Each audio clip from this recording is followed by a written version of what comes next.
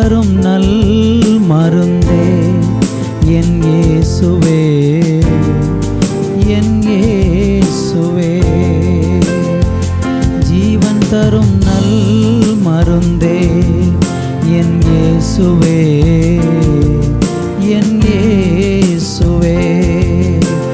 வழியும் சத்தியமும் ஜீவனுமானவர், வழியும் சத்தியமும் ஜீவனுமானவர். நித்திய ஜீவனை நம்மில் தருபவர், நித்திய ஜீவனை நம்மில் தருபவர். ஜீவன் தரும் நல் மருந்தே என் இயேசுவே, என் இயேசுவே. ஜீவன் தரும் நல் மருந்தே என் இயேசுவே, என் இயேசுவே.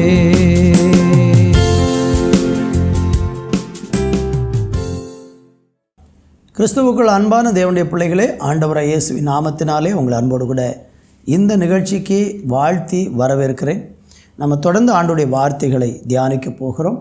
இன்றைக்கு ஆண்டவருடைய சமூகத்தில் அவருடைய வார்த்தையை தியானிக்கும்படியாக தேவன் நம்முடைய வாழ்க்கையில் ரொம்ப பிரதானமாய் நமக்கு வாக்கு பண்ணியிருக்கிற 3 விதமான வெற்றிகளை குறித்து இன்றைக்கு நம்ம தியானிக்க போகிறோம். 1 கொரிந்தியருக்கு எழுதின நிருபம் 15ஆம் அதிகாரம் 57வது வசனத்தை வாசித்து கர்த்தராகிய தேவன் நமக்கு வைத்திருக்கிற 3 முக்கியமான வெற்றியை, ஜெயத்தை குறித்து இன்றைக்கு நம்ம பார்க்க போகிறோம். இப்பொழுது அந்த வசனத்தை வாசிக்க கேட்கலாம். நம்முடைய கர்த்தராகிய இயேசு கிறிஸ்துவினாலே, நம்முடைய கர்த்தராகிய இயேசு கிறிஸ்துவினாலே நமக்கு ஜெயம் கொடுக்கிற தேவனுக்கு ஸ்தோத்திரம், நமக்கு ஜெயம் கொடுக்கிற தேவனுக்கு ஸ்தோத்திரம். இந்த வசனம் நம்ம எல்லாருக்கும் மிகவும் அறிமுகமான ஒரு வேத பகுதியாக இருக்கிறது. இந்த வசனத்திலிருந்து நம்ம நிறைய பிரசங்கங்கள் கேட்டிருக்கலாம். ஆனால் நம்முடைய வாழ்க்கையில் ஆண்டவராகிய இயேசு கிறிஸ்து நமக்கு ஜெயம் கொடுக்கிற அல்லது வெற்றியை தருகிற தேவனாக இருக்கிறார் என்று இந்த வார்த்தை நமக்கு சொல்லுகிறது. இந்த வசனத்தினுடைய பின்னணியத்தை நீங்கள் படித்து பார்த்தீங்கன்னா 3 முக்கியமான வெற்றியை குறித்து இந்த அதிகாரம் நமக்கு கற்றுக் கொடுக்கிறது. முதலாவது, நமக்கு யாருமே தர முடியாத இந்த 3 வெற்றியை நம்ம சிந்திக்க போகிறோம். இது உலகத்தில் நீங்கள் எதுலையுமே யாராலையுமே இந்த வெற்றியை, இப்போ நான் சொல்ல போகிற இந்த 3 வெற்றிகளை அல்லது ஜெயத்தை வேறு எவராலும், எந்த மார்க்கத்திலும், எந்த ஒரு மதத்திலும், எந்த ஒரு மனிதர்களாலும் கூட அல்லது சுயமாய் கூட நம்ம இந்த வெற்றியை சம்பாதிக்க முடியாது. இந்த வெற்றியை இயேசு ஒருவரே நமக்கு தர முடியும். இயேசுவை தவிர யாரும் இந்த வெற்றியை தர முடியாது. அப்படிப்பட்ட ஒரு சத்தியத்தை தான் இன்றைக்கி நம்ம தியானிக்க போகிறோம். ரொம்ப ரொம்ப முக்கியமானது, உங்கள் வாழ்க்கைக்கு ரொம்ப ரொம்ப அவசியமானது. நீங்கள் எங்கு போனாலும் கிடைக்காத அந்த வெற்றி. 3 காரியங்களை பார்க்க போகிறோம்.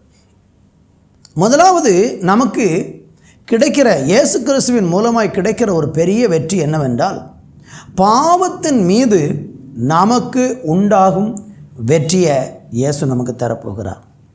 இயேசு கிறிஸ்துவினாலே நமக்கு ஜெயம் கொடுக்கிற தேவனுக்கு ஸ்தோத்திரம் என்று படித்தோம் அல்லவா?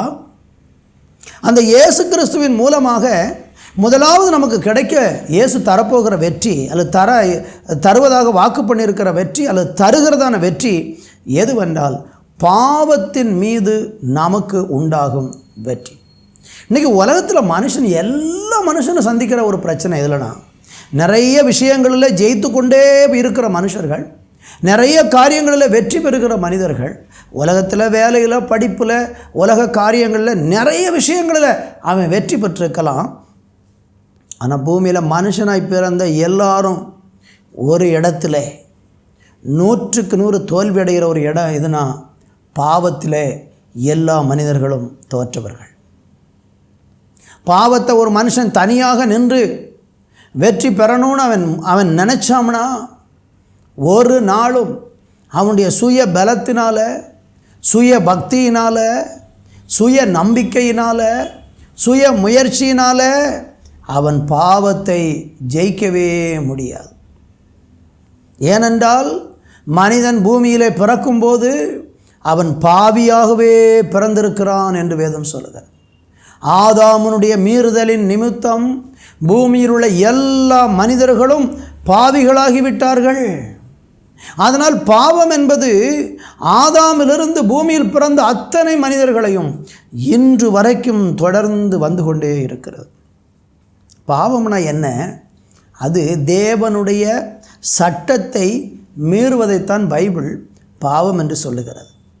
தேவன் எதையெல்லாம் வேண்டாம், எது எல்லாம் கூடாது, எது எல்லாம் தேவனுக்கு விரோதமானதோ அது எல்லாம் ஆண்டவர் வேதத்தில் ரொம்ப தெளிவாக சொல்லி வச்சிருக்கிறார். இந்த உலக மனிதர்களுக்கு எல்லாருக்கும் ஒரே ஒரு தெய்வீக சட்டம் உண்டென்றால் அது பரிசுத்த வேதாகமம் மட்டும்தான். ஏனென்றால் முதல் மனிதனிலிருந்து பூமியில் வாழக்கூடிய எல்லா காரியங்களையும் உலகத்தின் முடிவு வரைக்கும் உள்ள அத்தனை சங்கதிகளும் இந்த பரிசுத்த வேதாகமத்தில் மாத்திரம்தான் ரொம்ப திட்ட தெளிவாக எழுதப்பட்டிருக்கிறது. எல்லா மனுஷனுக்கும் அவனுடைய துவக்கத்தை முதல் கடைசி வரைக்கும் சொல்லுகிற ஒரே ஒரு சத்தியம் இந்த வேத வசனம். இந்த வேத சத்தியத்தின் கட்டளைகளை யாரெல்லாம் மீறுகிறாங்களோ அவங்க எல்லாரும் பாவத்திலே வாழ்கிறவர்கள், பாவம் செய்கிறவர்கள், அவர்கள் பாவிகளாக இருக்கிறார்கள் என்று தான் வேதம் சொல்லுகிறது. ஆதாம் செய்த பாவம் எல்லா மனிதனையும் பிடித்து கொண்டது. இந்த பாவம் மனிதனை எப்படியெல்லாம் பாதிக்கிறது, இதிலிருந்து இயேசு நமக்கு எப்படி விடுதலை தருகிறார் என்கிற காரியத்தை வேகமாக சொல்லி அடுத்து 2 காரியத்தை சொல்லி நாம் ஜெபிக்க போகிறோம். வாசிக்கும்படியாக யாத்திரா புஸ்தகம் 34ஆம் அதிகாரம் 7வது வசனத்தை வாசிக்க கேட்போம். 1000 தலைமுறைகளுக்கு இரக்கத்தை காக்கிறவர், அக்கிரமத்தையும் மீறுதலையும் பாவத்தையும் மன்னிக்கிறவர், குற்றவாளியை குற்றமற்ற நல்ல கவனிங்கள், குற்றவாளிகளை குற்றமற்றவர்களாய் விடாமல் பிதாக்கள் செய்த அக்கிரமத்தை பிள்ளைகளிடத்திலும் பிள்ளைகளுடைய பிள்ளைகளிடத்திலும் 3ஆம் 4ஆம் தலைமுறை மட்டும் விசாரிக்கிறவர் என்று கூறினார். என்னை கேட்கிற அருமையானவர்களே, பாவத்தை குறித்து ஆண்டவர் சொல்ற ஒரு காரியம், குற்றவாளியை குற்றமற்றவனாக விடாமல் பிதாக்கள் செய்த அக்கிரமத்தை பிள்ளைகளிடத்திலும் பிள்ளைகளுடைய பிள்ளைகளிடத்திலும் 3ஆம் 4ஆம் தலைமுறை வரைக்கும் விசாரிக்கிறவராக இருக்கிறேன். அப்படியானால் பைபிள் சொல்கிற வார்த்தை, ஒரே ஒரு வார்த்தையை நான் சொல்ல விரும்புகிறேன், குற்றவாளியை குற்றமற்றவனாக விடமாட்டார் ஆண்டவர். அப்படியானால் இந்த பூமியிலே பாவியாய் ஒரு மனுஷன் பிறக்கிறான்னா அந்த பாவத்துக்கு ஒரு தண்டனை அவனுக்கு இருக்கிறது. அந்த பாவத்திலிருந்து ஒரு விடுதலை நமக்கு தேவை. பாவியாக நம்ம பிறந்துட்டோம், நம்ம செய்த பாவத்தினால் நம்ம பாவியாக பிறக்கலை. நம்முடைய முற்பிதாவாகிய முதல் மனிதனாகிய ஆதாம் செய்த பாவத்தினால எல்லா மனுஷனும் அவனுடைய இரத்தத்தினால சந்ததியில் பிறந்த அத்தனை மனுஷனும் அவன் நிமித்தம் பாவியாயிட்டாங்க. அந்த பாவம் நம்மளை பிடித்து கொண்டிருக்கு. அதனால தான் நம்ம பிறக்கும்போது நம்ம யாருமே நமக்கு எதையுமே சொல்லிக் கொடுக்காமலே நம்மளாகவே பாவம் செய்கிறோம். பொய்யை யாருக்கும் சொல்லிக் கொடுக்காமலே சின்ன குழந்தைகள் பொய் சொல்கிறாங்க, கெட்ட வார்த்தை சொல்லிக் கொடுக்காமலே கெட்ட வார்த்தை பேசுகிறாங்க. அசுத்தமான வழிகளிலே மனிதர்கள் தூண்டப்பட்டு அந்த முதல் மனிதனாகிய ஆதாமை பிசாசு எப்படி பாவம் செய்ய வைத்தானோ அதே தொடர்ச்சியாக இன்றைக்கு பூமியில் பிறக்கக்கூடிய அத்தனை மனிதனையும் பிசாசு பாவம் செய்ய வைத்து கொண்டே இருக்கிறான். இந்த பாவத்திலிருந்து நமக்கு ஒரு விடுதலை தேவை. இந்த பாவம் ஒரு மனுஷனை அழிச்சு போட்டுரும், அவனை நரகத்துக்கு கொண்டு போயிடும், அவனுடைய எதிர்காலத்தை பாழாக்கிரும், வீணாக்கிரும். எனவே பைபிள் சொல்லுகிறது ஒரு மனுஷனுடைய பாவம் மன்னிக்கப்பட வேண்டும் என்று. சங்கீதம் 32:1 நீங்கள் வாசிக்கும் போது வேதம் சொல்லுகிறது, எவனுடைய மீறுதல் மன்னிக்கப்பட்டதோ எவனுடைய பாவம் மூடப்பட்டதோ அவன் பாக்கியவான். ஒரு மனுஷன் எப்படி பாவத்திலிருந்து விடுதலை ஆகிறான்? எவனுடைய பாவம் மன்னிக்கப்பட்டதோ எவனுடைய பாவம் மூடப்பட்டதோ அவன் பாக்கியவான் என்று சொல்லுகிறார். அப்போ நமக்கு ஒரு பாவ மன்னிப்பு தேவை. நம்முடைய பாவம் மூடப்பட வேண்டியது இந்த உலகத்தில் அவசியமாக இருக்கிறது. இந்த பாவத்திலிருந்து விடுதலை நமக்கு எப்படி கிடைக்கும்? இந்த பாவ மனுஷனாகிய பூமியில் பிறந்திருக்கிறோமே, பாவியாய் பிறந்து பாவியாய் வாழ்ந்து பாவியாய் மரிக்க ஆண்டவர் விரும்பவில்லை. நீ பாவியாய் பிறந்தது உண்மைதான், நீ பாவியாய் வாழ்ந்து கொண்டிருக்கிறது, நம்ம பாவியாக வாழ்ந்து கொண்டிருக்க உண்மைதான். ஆனால் பாவியாக மரிக்கணும்னு இயேசு விரும்பவில்லை. பாவத்திலிருந்து ஒரு விடுதலை, பாவத்தின் மேல் ஒரு ஜெயத்தை இந்த உலகத்தில் யாரும் தர முடியாது, இயேசுவாலே மாத்திரம் நமக்கு தர முடியும். ஏசாயா தீர்க்க தரிசன புஸ்தகம் 55ஆம் அதிகாரத்தில் 7வது வசனத்தை நீங்கள் வாசிக்கும்போது அங்கு வேதம் சொல்லுகிறது, துன்மார்க்கன் தன் துன்மார்க்க வழியையும் அக்கிரமக்காரன் தன் நினைவுகளையும் விட்டு கர்த்தரிடத்தில் திரும்ப கடவன். அவர் அவன் மேல் மனதுருகுவார். நம்முடைய தேவனிடத்திற்கே திரும்ப கடவன். அவர் மன்னிக்கிறதற்கு தயை பெருத்தவராக இருக்கிறார். என்னை கேட்டுக்கொண்டிருக்கிற அருமையானவர்களே, பாவத்திலிருந்து ஒரு மனுஷனுக்கு எப்படி விடுதலை உண்டாகும்? அந்த பாவத்திலிருந்து விடுதலைக்கு ஒரு மனுஷன் என்ன செய்யணும்? நீங்கள் ஏதாகிலும் புண்ணிய கிரியைகள் செய்ததுனால பாவம் மன்னிக்கப்படுவதில்லை. நீங்கள் ஏதாவது நல்ல காரியங்கள் செய்கிறதுனால உங்கள் பாவம் மன்னிக்கப்படுவதில்லை. பாவம் மன்னிக்கப்படுவதற்கு ஒரு மனுஷன் செய்ய வேண்டியது என்ன?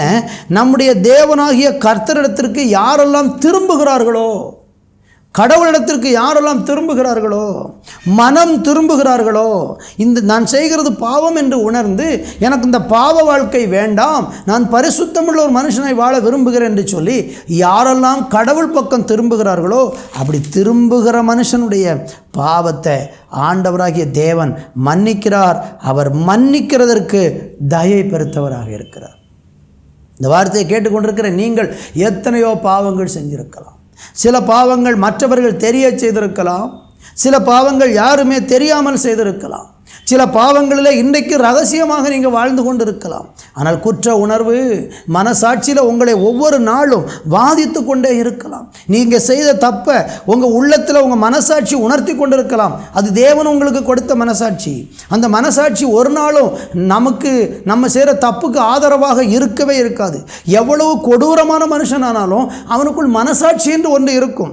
அது அவனை குற்றப்படுத்தும். நீ செய்வது தவறு, நீ செய்வது பாவம், நீ ஏமாற்றுவது தவறு, நீ இப்படியெல்லாம் நடந்து கொள்வது தவறு என்று மனசாட்சி நம்மளை உணர்த்தி கொண்டிருக்கும். ஆனால் அநேகர் அந்த மனசாட்சியை மட்டுப்படுத்தி விட்டு அவர்கள் செய்கிறார்களே இவர்கள் செய்கிறார்களே என்றெல்லாம் சொல்லி தான் செய்வதை நியாயப்படுத்தி கொண்டு மனசாட்சியை மட்டுப்படுத்தி திரும்ப திரும்ப மனிதர்கள் பாவம் செய்கிறாங்க. நான் இன்றைக்கி சொல்கிறேன், உங்கள் மனசில் நீங்கள் செஞ்ச பாவம் உங்களை அழுத்தி கொண்டு இருக்கிறதா? குற்ற உணர்ச்சியில் வாழ்ந்து கொண்டு இருக்கிறீங்களா? ஐயோ நான் இப்படி செஞ்சிட்டேனேங்கிற ஏங்குறீங்களா? ராத்திரி நேரங்களில் நீங்கள் செஞ்ச தவறுகளை குறித்து நினைக்கும் போது தூக்கம் வரவில்லையா? இப்படியெல்லாம் நீங்கள் ஒருவேளை இருந்து கொண்டு இருக்கிறீங்கன்னா இன்றைக்கி நான் உங்களுக்கு சொல்லுகிறேன், நீங்கள் ஆண்டவரிடத்தில் வாருங்கள். அவர் உங்களை மன்னிக்கிறதற்கு தயவிருத்தவராக இருக்கிறார். இயேசு நம்முடைய பாவங்களை அவர் மன்னிக்கிறவராக இருக்கிறார். மத்தேயு 9:6 நீங்கள் வாசிக்கும்போது மனுஷகுமாரனுக்கு பாவங்களை மன்னிப்பதற்கு அதிகாரம் உண்டு என்று அங்கே எழுதப்பட்டிருக்கிறது. இயேசு கிறிஸ்து ஒருவருக்கு மாத்திரம்தான் இந்த பூமியில் பாவத்தை மன்னிப்பதற்கு அதிகாரம் உண்டு. ஏனென்றால் இயேசு ஒருவர் தான் இந்த உலகத்திலே நம்முடைய பாவங்களுக்காக மரிக்க இந்த உலகத்துக்கு வந்தவர். பாவத்தில் கிடக்கிற மனிதர்களை மீட்க வந்தவர் இயேசு ஒருத்தர் தான். அந்த ஆண்டவராகி இயேசு கிறிஸ்துவின் அண்டைக்கு யார் வருகிறார்களோ அவர்களுக்கு ஆண்டவராகி இயேசு கிறிஸ்து மன்னிப்பு கொடுக்கிறார். நம்முடைய பாவங்களை மன்னிக்கிறதற்கு இயேசு நமக்காக என்ன செய்தார்? ரோமர் 4:25 வாசிக்க கேட்போம். அவர் நம்முடைய பாவங்களுக்கு, நன்றாக கவனியுங்கள், அவர் நம்முடைய பாவங்களுக்கு ஒப்பு கொடுக்கப்பட்டும் நாம் நீதிமான்கள் ஆக்கப்படுவதற்காக எழுப்பப்பட்டும் இருக்கிறார். என்னை கேட்டுக்கொண்டிருக்கிற அருமையான தேவனுடைய பிள்ளைகளை, அவர் நம்முடைய பாவங்களுக்காக ஒப்பு கொடுக்கப்பட்டும் நாம் நீதிமான்கள் ஆக்கப்படுவதற்காக எழுப்பப்பட்டும் இருக்க. பார்த்தீங்களா எவ்வளோ அருமையான ஒரு வார்த்தை. நம்முடைய பாவங்களுக்காக இயேசு தன்னை ஒப்பு கொடுத்தார்.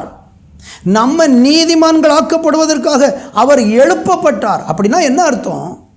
நம்முடைய பாவங்களிலிருந்து மீட்பதற்காக இயேசு நமக்காக இந்த உலகத்தில் வந்தார் என்று வேதம் சொல்லுகிறார். இன்னொரு வசனத்தை கூட நீங்கள் வாசிக்க கேட்கலாம். ஆமென். 1 கொரிந்தியர் 15:3 வசனத்தை படிச்சீங்கன்னா அங்கு வேதம் என்ன சொல்லுகிறது? நான் அடைந்ததும் உங்களுக்கு பிரதானமாய் ஒப்புவித்ததும் என்னவென்றால் கிறிஸ்துவானவர், நல்லா கேட்டுக்கோங்க, கிறிஸ்துவானவர் வேத வாக்கியங்களின் நமது பாவங்களுக்காக மரித்து அடக்கம் பண்ணப்பட்டு வேத வாக்கியங்களின்படி 3ஆம் நாளில் உயிர். பார்த்தீங்களா, இதுதான் இயேசு செய்கிறார். யாருக்காக? நமது பாவங்களுக்காக மரித்து நமது பாவங்களுக்காக இயேசு அடக்கம் பண்ணப்பட்டு 3ஆவது நாள் உயர்த்தினார். அப்போ இயேசு மரித்தது யாருக்குன்னா யாருக்கோ இல்லை, யாரெல்லாம் பாவத்தில் இருக்கிறாங்களோ, பாவத்திலிருந்து விடுதலையை விரும்புகிறாங்களோ, அந்த பாவத்தின் அடிமைத்தனத்தில் இருக்கிறாங்களோ அவங்களுக்காக இயேசு மரித்து அடக்கம் பண்ணப்பட்டு உயிர்த்தெழுந்திருக்கிறார். அவர்களுக்காகத்தான் ஆண்டவர் அதை செய்திருக்கிறார். கலாத்தியர் 1:4 ஆண்டவராக இயேசு நமக்காக ஒப்பு கொடுக்கப்பட்டார் என்று சொல்லப்பட்டிருக்கிறது. எபேசியர் 1:7 நீங்கள் படிச்சீங்கன்னா அவருடைய இரத்தத்தினால பாவ மன்னிப்பாகிய மீட்பு நமக்கு உண்டு என்று சொல்லப்பட்டிருக்கிறது. அப்படியானால் இன்றைக்கு நம்முடைய பாவத்திலிருந்து ஒரு வெற்றியை இயேசு தர விரும்புகிறார். நீங்கள் பாவத்தில் தானே தோத்துட்டீங்க, எல்லாத்துலேயும் தோக்கலை, நிறைய இடத்துல ஜெயிச்சிங்க. ஆனால் பாவங்கிற விஷயத்தில் வரும்போது நீங்கள் அறியாமலே அந்த பாவத்தை செஞ்சிடுறீங்க. அதுக்கு முன்னால் நீங்கள் தோற்று போயிடுறீங்க, செய்யக்கூடாததை செஞ்சிடுறீங்க, அப்புறம் மனசாட்சியில் பாதிக்கப்படுறீங்க. அதில் எல்லாம் உங்களுக்கு தோல்வி உண்டாயிருக்கு. அந்த தோல்வி இன்னைக்கு இயேசு ஜெயமாக மாற்ற விரும்புகிறார். அதற்கு இயேசு நமக்காக இவ்வளவு தியாகத்தை செஞ்சு சிலுவையில் நமக்காக மரித்து அடக்கம் பண்ணப்பட்டு உயிர்த்தெழுந்தார். அப்படியானால் அந்த பாவ மன்னிப்பை பெறதுக்கு நீங்கள் என்ன செய்யணும்? இயேசு நமக்காக பெரிய விஷயம் செஞ்சிட்டாரு. நம்ம என்ன செய்யணும்? ஒரே ஒரு 2 வசனம் நம்ம வாசித்து நம்ம கடந்து போகிறோம். 1 யோவான் 1ஆம் அதிகாரம் 7-9 வரை. அவர் ஒளியில் இருக்கிறது போல நாமும் ஒளியிலே நடந்தால் ஒருவரோடொருவர் ஐக்கியப்பட்டிருப்போம். அவருடைய குமாரனாகிய இயேசு கிறிஸ்துவின் இரத்தம் சகல பாவங்களையும் நீக்கி நம்மை சுத்திகரிக்கும். என்னை கேட்கிற அருமையானவர்களே, அந்த இயேசு சிலுவையில் மரித்தார் பாருங்க. அந்த இரத்தம் நம்முடைய பாவங்களை நீக்கி நம்மை சுத்திகரிக்கும். அடுத்த வசனம் சொல்லுகிறது, நமக்கு பாவம் இல்லை என்போம், ஆனால் நம்மை நாமே வஞ்சிக்கிறவர்களாக இருப்போம், சத்தியம் நமக்குள் இராது. யாராவது சொல்கிறாங்க நான் ஒரு பாவமே செய்யலை அப்படின்னா, நீங்கள் செய்ததுனால பாவி அல்ல, பிறவியிலே பாவி என்று பைபிள் சொல்லுகிறது. யாராகிலும் பாவம் எனக்கு இல்லை, நான் ஒரு தப்புமே பண்ணலை அப்படின்னு சொன்னாங்கன்னா அவன் தன்னைத்தான் வஞ்சிக்கிறவனாக இருக்கிறானா. இயேசு சொல்கிறாரு 9வது வசனத்தில், நம்முடைய பாவங்களை நாம் அறிக்கையிட்டால் பாவங்களை நமக்கு மன்னித்து எல்லா அநியாயத்தை நீக்கி நம்மை சுத்திகரிப்பதற்கு அவர் உண்மையின் நீதி உள்ளவருமாய் இருக்கிறார். நம்முடைய பாவங்களை அறிக்கை மாத்திரம் செஞ்சால் போதும். நீங்கள் செய்கிறது தப்பு, நான் செய்கிறது பாவங்கிற உணர்வோடு எந்தெந்த காரியமெல்லாம் உங்கள் உள்ளத்தில் பாவ உணர்வை உங்களுக்கு கொண்டு வருகிறதோ அப்பமெல்லாம் இயேசுகிட்ட போய், ஆண்டவரே நான் ஒரு பாவி, என் பாவத்தை மன்னிங்கன்னு நீங்கள் இயேசுகிட்ட பாவ அறிக்கை செஞ்சாலே போதும். சிலுவையில் சிந்தின இரத்தத்தின் மூலம் இயேசு உங்களுக்கு மன்னிப்பு கொடுப்பார். இப்படியாக நீங்கள் இந்த உலகத்தில் பாவத்தை ஜெயிக்க முடியும். 2வது நம்ம வாசிக்கும்போது 1 கொரிந்தியர் 15ஆம் அதிகாரத்தில் 55வது வசனத்தை வாசிக்க கேட்போம். மரணமே உன் கூரெங்கே, மரணமே உன் கூரெங்கே, பாதாளமே உன் ஜெயமெங்கே, பாதாளமே உன் ஜெயமெங்கே. அடுத்து 2வது நமக்கு ஜெயம் கிடைக்கிறது எதில் தெரியுமா? மரணத்தின் மேலே தேவன் நமக்கு வெற்றியை தருகிறார். இதுலேயே எல்லா மனுஷனும் தோற்று போயிடுவான். எப்படி ஒரு மனுஷன் பாவத்துக்கு முன்னால் தோற்கிறானோ, பாவத்தோடு தோற்கிறானோ, அதே மாதிரி மரணத்தில் எல்லாரும் தோற்று போயிடுவாங்க. எவ்வளோ பலசாலி ஆகட்டும், நல்லா சாப்பிட்றவனாக இருக்கட்டும், உடலை நல்லா பேணுகிறவனாக இருக்கட்டும், அவன் என்ன தான் தன்னுடைய சரீரத்தை பேணி காத்தாலும் மரணத்துக்கு முன்பாக எல்லா மனுஷனும் தோற்று போய்விடுவார். மனிதர்களெல்லாம் நினைக்கிறாங்க இந்த உலகத்தில் மரிக்கிறதோடு எல்லாம் முடிஞ்சிடணும். பைபிள் 2 விதமான மரணத்தை நமக்கு சொல்லுகிறது. ஒரு மரணம் இந்த சரீர மரணம், 2வது ஆத்துமாவில் உண்டாகிற மரணம். நான் முதல் சொன்னேன், பாவம் நமக்குள்ளே இருக்கும் என்றால் அந்த பாவத்துக்கு ஒரு சம்பளம் இருக்கிறது.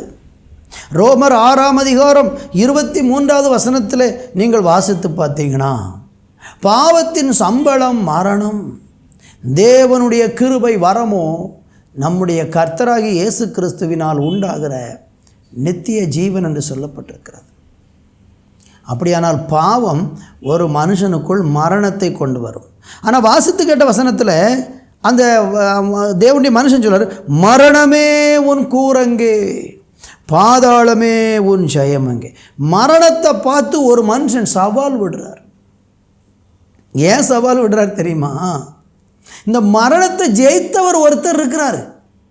உலகத்தில் யாருமே இதுவரைக்கும் மரித்த பிறகு உயிரோடு எழுந்ததில்லை. இயேசு கிறிஸ்துவின் நாமத்தினால சிலருக்காக ஜெபம் பண்ணி சிலர் உயிரோடு எழும்பினாங்க, ஆனால் திரும்ப அவங்க மரிச்சிட்டாங்க. ஆனால் மரணத்துக்கு பிறகு ஜெயிச்சு 2000 வருஷமாக இன்றைக்கும் ஜீவனோடு இருக்கிற ஒரே ஒரு தெய்வம் இயேசு தான். அவர் மரணத்தை வென்றவர். அந்த மரணத்தை வென்றவர் ஒரு மனுஷன் தன்னுடைய பாவத்தை அறிக்கை செஞ்சு மனம் திரும்பி அவரை விசுவாசிக்கும் போது அவனையும் அவர் மரணத்தை வெல்லுகிறவனாக வச்சிருக்கிறார். எப்படி ஒரு மனுஷன் மரணத்தை வெல்லுகிறான்? அவன் இந்த பூமியில் மரிப்பான், அது நீதி. எல்லா மனுஷனுக்கும் இந்த சரீர மரணம் உண்டு. ஆனால் அவன் மரித்தாலும் உயிரோடு இருப்பான். பைபிள் அப்படி தான் சொல்லி, என்னை விசுவாசிக்கிறவனுக்கு நித்திய ஜீவன் உண்டு, அவன் மரித்தாலும் பிழைப்பான். மரணத்துக்கு பிறகு ஒரு நித்தியத்தில் ஒரு வாழ்வை தேவன் நமக்கு தருகிறதுனால ஒரு மனிதன் இயேசுவை விசுவாசித்து பாவ அறிக்கை செய்து மனம் திரும்பி அவர் அண்டைக்கு வரும்போது அவன் மரணத்தை ஜெயிக்கிறான் என்று பைபிள் சொல்லுகிறது. இன்றைக்கி நிறைய பேருக்கு இருக்கிற பிரச்சனை மரண பயம். எபிரேயர்களின் நிறுவத்தில் 2ஆம் அதிகாரம் 14-15 வரை வாசிக்க கேட்போம்.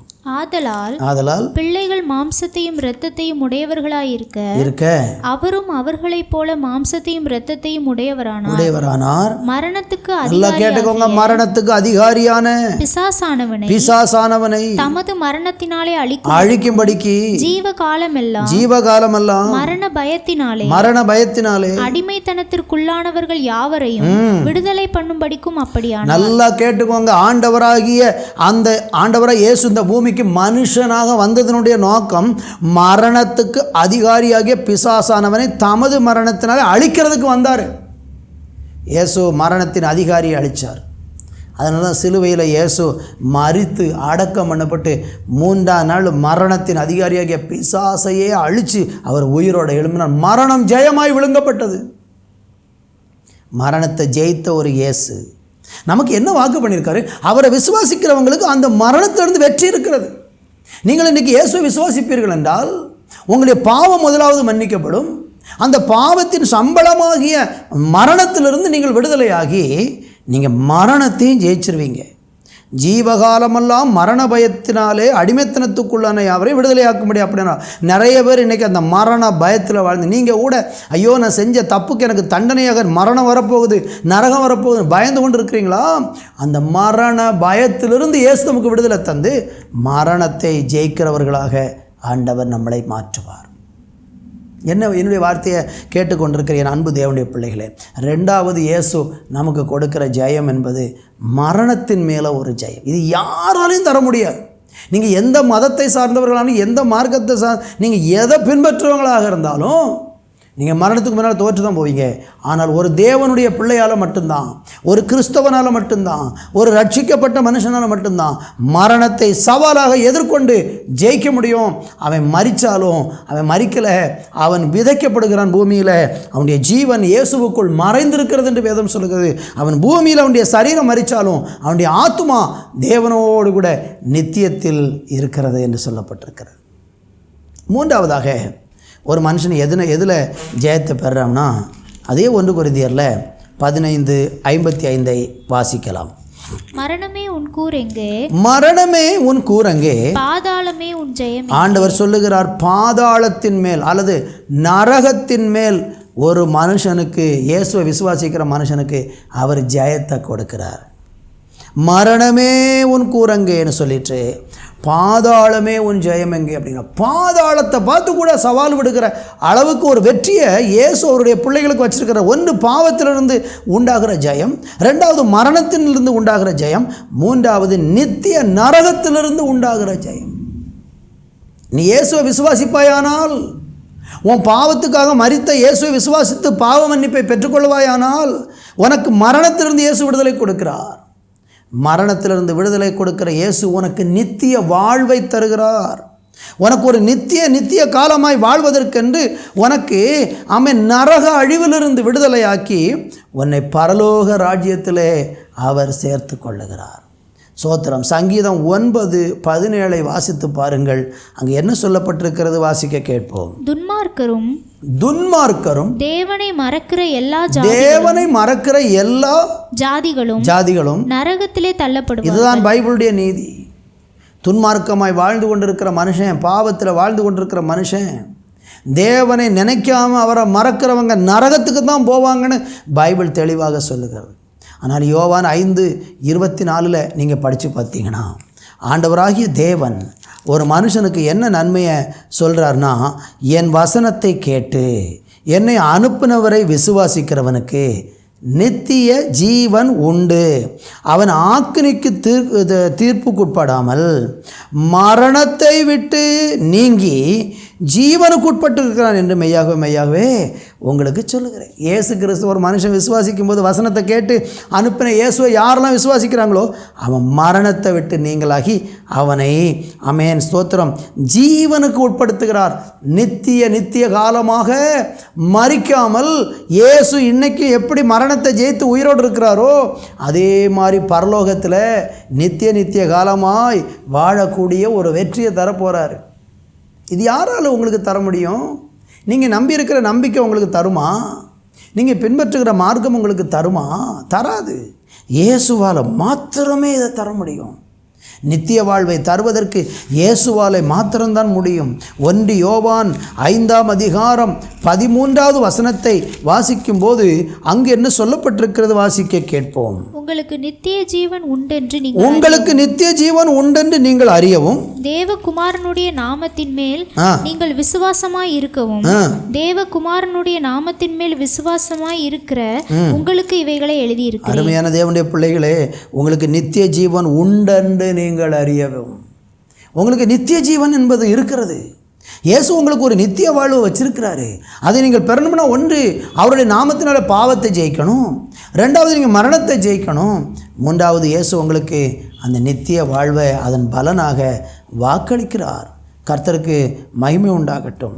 1 யோவான் 2:25 நம்ம படிக்கும்போது வேதம் சொல்ல, ஆகையால் ஆதி முதல் நீங்கள் கேள்விப்பட்டதும் 25 சொல்லுகிறது, நித்திய ஜீவனை அளிப்பேன் என்பதே அவர் உங்களுக்கு செய்த வாக்கு தத்தம் அப்படிங்கிற. நித்திய ஜீவனை தருவது தேவன் நமக்கு கொடுத்திருக்கிற வாக்கு தத்தமாக இருக்கிறது. கர்த்தருக்கு ஸ்தோத்திரம்.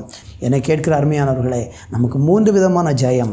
1 பாவத்திலிருந்து, 2வது மரணத்திலிருந்து, 3வது நரகத்திலிருந்து நமக்கு ஒரு விடுதலை தந்து ஒரு நித்திய வாழ்வை தருவதற்காகத்தான் இயேசு நமக்கு ஜெயம் கொடுக்கிற தேவனாக இருக்கிறார். இந்த இயேசு இன்றைக்கு உங்கள் வாழ்க்கையில் விசுவாசித்து அவரை பின்பற்ற தீர்மானிப்பீங்களா? அப்படி தீர்மானிப்பீர்கள் என்றால் இன்றைக்கே உங்களுக்கு பாவ மன்னிப்பு இயேசு தரப்போகிறார். நான் உங்களுக்காக ஜெபிக்க விரும்புகிறேன்.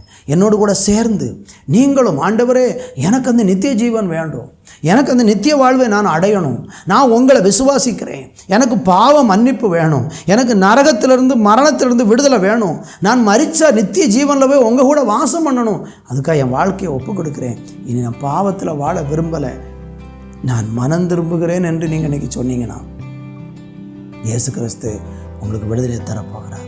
நான் உங்களுக்காக ஜெபிக்க போகிறேன். என்னோடு கூட சேர்ந்து கண்களை மூடி இப்பொழுது ஜெபிக்கலாமா? நல்ல தகப்பனே, உங்களுடைய சமூகத்தில் நாங்கள் வருகிறோம். நித்திய ஜீவனை தருவேன் என்கிற வாக்கு தத்தத்தை எங்களுக்கு கொடுத்துருக்கிறீங்க. யாரெல்லாம் பாவத்தின் பிடியில் ஜெயம் இல்லாமல் இருக்காங்களோ அவங்களுக்கு பாவத்திலிருந்து இன்றைக்கி ஒரு விடுதலையை கொடுங்க உங்கள் நாமத்தினாலே. ஆண்டவரே, மரணத்தில் எத்தனை பேர் ஆண்டவரே மரண பயத்தில் வாழ்ந்துட்டு இருக்காங்களோ அவங்களுக்கு அந்த மரணத்தின் பயத்திலிருந்து நீங்களாக்கி நித்திய ஜீவனை அவங்களுக்கு கொடுப்பீராக. நரகத்திற்கு நேராக சென்று கொண்டிருக்கிற அநேகருடைய வாழ்க்கையில் இயேசு கிறிஸ்துவின் ரத்தத்தின் வல்லமை கடந்து போய் அவங்க உள்ளத்தில் அந்த நித்திய ஜீவனை அவங்களுக்கு கட்டளையிடுவதாக என்று சொல்லி ஜெபிக்கிறேன். உங்களை விசுவாசிக்கிறதன் மூலம் இந்த நித்திய ஜீவனை பெற்றுக்கொள்ள முடிய பிள்ளைகளுக்கு கிருபை பாராட்டும். இயேசுவின் நாமத்தில் பிதாவே, ஆமேன், ஆமேன். அன்பு தேவ பிள்ளைகளே, மற்றொரு நிகழ்ச்சியில் உங்களை சந்திக்கும் வரை தேவ சமாதானம் உங்களோடு இருப்பதாக. ஆமேன், ஆமேன்.